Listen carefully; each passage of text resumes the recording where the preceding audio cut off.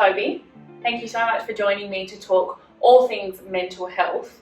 You are, I think, 5 weeks into this role, very new to WPP as our head of comms. You're new to the business. How has it been starting a new job during COVID? Firstly, thank you very much for having me. It's an honour to be involved in this. Yes, I am new, you're right, and it's been an interesting start, don't get me wrong, but to use an overused term, the new normal, it's, I don't know any different, so it's been great. I mean, I think the working from home and working from the office hybrid has actually been quite beneficial because it's given me the opportunity to maybe have a soft introduction to the business, and I must say that everyone's been really helpful and supportive, so yeah, I'm good so far. Amazing. I mean, I started this role as well working from home earlier in the year, and it was pretty much the week that everyone moved to working from home. Right. How did you find just starting at home?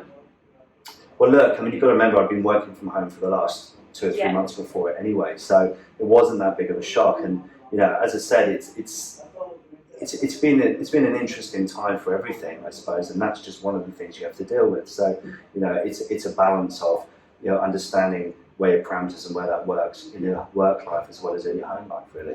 Absolutely. Now, you and I have both spoken about our individual mental health journeys that we've each individually been on, and I'm sure and I've definitely discovered that over the course of this series of conversations, almost every leader in our business has experienced their own mental health battle. Can you share a little bit of your journey with us? Sure. So look, I think that mental health journey is a great example of a great way of putting it. So I've certainly experienced some great ups in my life, but I've also experienced some downs, and I don't think that's unusual for a lot of people. And it's been something that I've dealt with over a number of years. I think that the big thing for me is an understanding of where my limitations and where my ability to understand these things come from. Yeah. And it's really given me a great opportunity to be empathetic and understand other people and what they may be going through, and hopefully in a way to help with that. Yeah, absolutely. And I think also, I mean, me personally, I know that by going through my own mental health journey, it's given me so much more perspective, and that I can come across very happy and I can hide it very well, which also then allows me to then not assume that everyone is okay, and that everyone experiences stress and anxiety in their own way. Now, a lot of people assume that stress and anxiety is an internal battle. It's something that you never see physically. I know there has been instances where there have been physical signs that I've experienced. Yeah. Stress and anxiety. Late last year, my eye completely shut for 3 weeks, which was a result of stress, not sleeping enough, and I didn't know what to do because I was like, surely it can't be stress. What would you say to people that assume that mental health struggles, stress, anxiety, depression, are simply only internal? Look, I think that really you have to take a view back and understand that you don't really know anything about what's going on with anybody at any one time. So internal struggles absolutely are by very definition internally, but it can manifest itself in lots of ways. It can manifest itself physically, as you said, to your body, in the way that you interact with people, the way that you behave, the way that you want to interact with people you don't want to in different situations. So never take anything for granted, or never assume anything.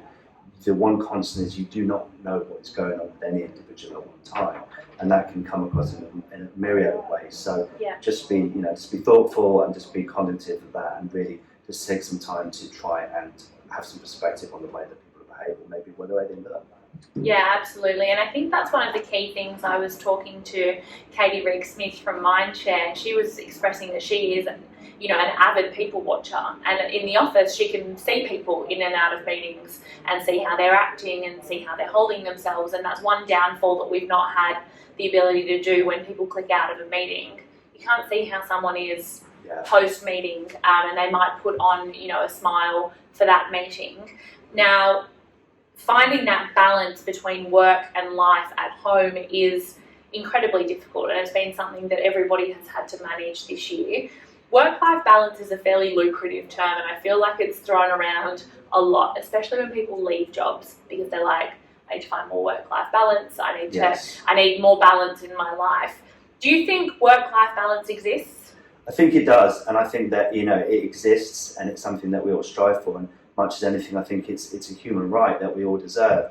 But it's different for everybody, and that's the point we've got to take, because somebody said something to me the other day, are you working from home or are you sleeping in your office? Right, which is a really good way of thinking about it, because where does one start and where does the other end? Yeah. And it's different for everybody, it's different for different people, because you may go home and read a huge amount about the subject that's connected to your work, but that might be your downtime. Yeah. And that might work well for other people, but other people might just want to have a hard shutdown. So, it comes back to this, and we've said it a few times, balance, balance, balance. Some days you might have to do a 12-hour day because that's the way it works, but you just need to make sure that you have spending the right amount of time on yourself, the right amount of time on your work, and the right amount of time with your family and friends. And if all those things work together, then hopefully you're going to be happier. Absolutely. And have you personally implemented anything at home which helps you distinguish the differences between work life and home life?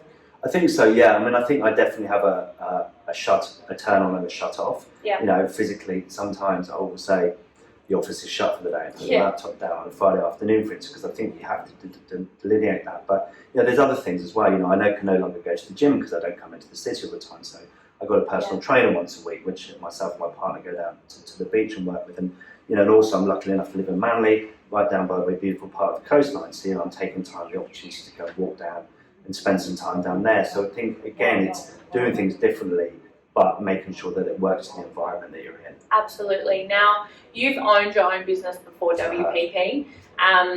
What do you think the role of employers are when it comes to managing mental health?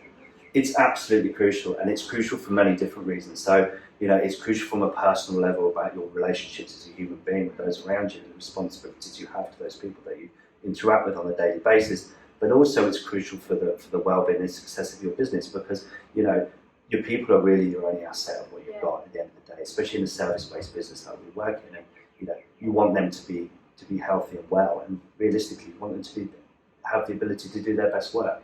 So you can never underestimate it, and I think that it comes again down to that idea of having empathy and understanding and listening and looking for the signals. And if you have one responsibility as a leader, I think that's one of the most crucial ones there is. Absolutely. And in terms of our responsibilities as an employee, yes, where does it lie between being a mental health champion and then pushing somebody to get help? Look, I think our responsibilities as an employee are the same as our responsibilities again as a member of society. I think that we all have a responsibility for the people around us. We're by very nature humans. We are pack animals, and we have a responsibility to look out for those people that we interact with on a personal and even a work level. So that could be just very simply asking people around, trying to understand what they're going through, but it could be also creating and nurturing an environment where people feel safe enough and happy enough to be able to express themselves. Yeah, absolutely. Now, hitting a bit closer to home, for you, what does it mean to be mentally healthy? For me, it means getting the balance right. I had a boss many years ago who said to me that, you'll have your family, you'll have your friends, and you'll have your work life, and there'll always be three balls that are up in the air, and occasionally one of them drops. But if you can manage to balance them as well as you can, you've got the best chance of being mentally healthy. And it doesn't always work, things swing one way and swing the other way, but just try and ground yourself. And for me, I know when I'm having a bad day, and as long as the up days equal or more than that, then I suppose I'm healthier in the long run. Yeah, absolutely. Now, you spoke about getting a PT because your gym and your training routine has slightly changed. Our entire daily routines have changed. We no longer have the commute to work. We no longer have travel time to and from meetings. We no longer have hallway or printer side conversations or meetings. Have you started or introduced any new habits other than your PT or daily practices even that help keep your mental health in check? Look, it's an interesting question, because I think probably things that I had in place anyway. So, I spend a lot of time listening to music, I spend a lot of time reading, and it was pointed out to me that my reading is my meditation. So I make sure that those things are an important part of my day. I'm also, I'm lucky enough to have a partner who's incredibly understanding, incredibly thoughtful about these things. We make sure that we look out for each other, but that's only the same that we've always done. So Is there anything new? Probably not, but are the lessons that I've learned from this still as relevant? Yeah, probably as much or more so. Yeah, absolutely. Now, you and I speak very openly about mental health and the importance of talking about it. Yeah. Regardless of our role in the business, whether we are a junior just starting out or we are a leader or an executive on a board, how important is it for us to normalise that conversation around mental health? I think it's as important as anything could be. So, my view on this, it's one of the last big stigmas in society that we get to tackle. Yeah. We've tackled racism, we've tackled sexism, and we're not all the way there on any of those things. We've tackled gender rights, etc. But, when I think history will judge us, that mental health is probably one of the last big stigmas. And I'm really happy that even over the last 5 to 10 years, that things have changed hugely, but there's still a lot of way to go, and we're all responsible for that. Yeah, absolutely. Now, a couple more questions. Sure. We're almost there. If during my conversations with many leaders across the group, there is a mixed response in terms of the advice that they would give to people if they felt like they were struggling. Now, one of the first, ways people have said is that it's up to the individual that's struggling to reach out. And then there is others that believe that it's up to the people around that person struggling to reach out to them. Yeah. Instead of having to rely on that person to reach out, because the reality of that happening is not high. Mm.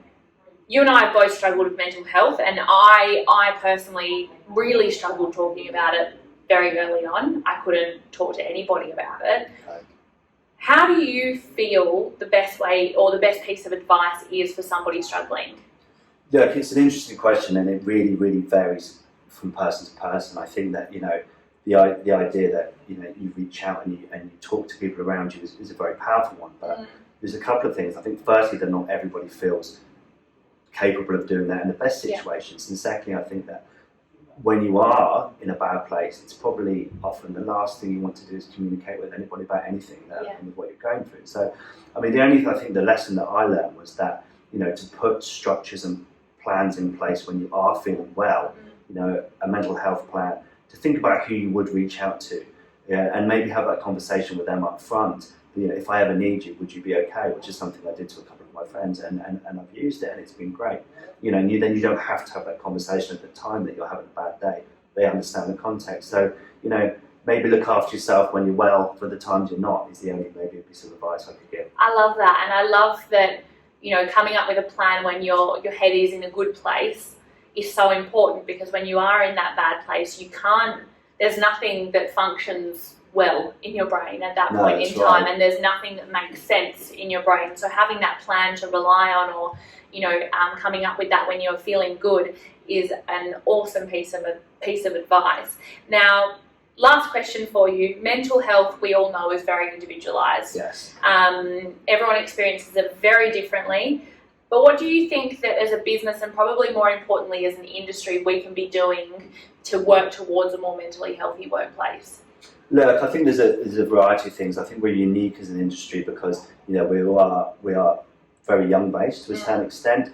We work very hard, we work very long hours. We also work hard and play hard, I think, as part of the generation of the industry we work in. So I think that really it's just a recognition of all these things and an understanding that, that sometimes that will take a toll on people, and we have a responsibility as a business and an industry to understand that, and as we talked about, to normalise it. And if we all work to deadlines, we're all working for clients a lot of the time, which I think puts its own extra stresses on things. But as much as we can do within that framework, understand that people are individuals and they are likely to have their own struggles, and to put things in place to deal with that. Yeah, absolutely. Toby, thank you so much for joining me today to talk through all things mental health. I think the one piece of advice that if anyone can take out of it is to come up with that mental health plan when you're feeling good, to then action when you're not feeling so good. So thank you so much for your time. Thank you for having me.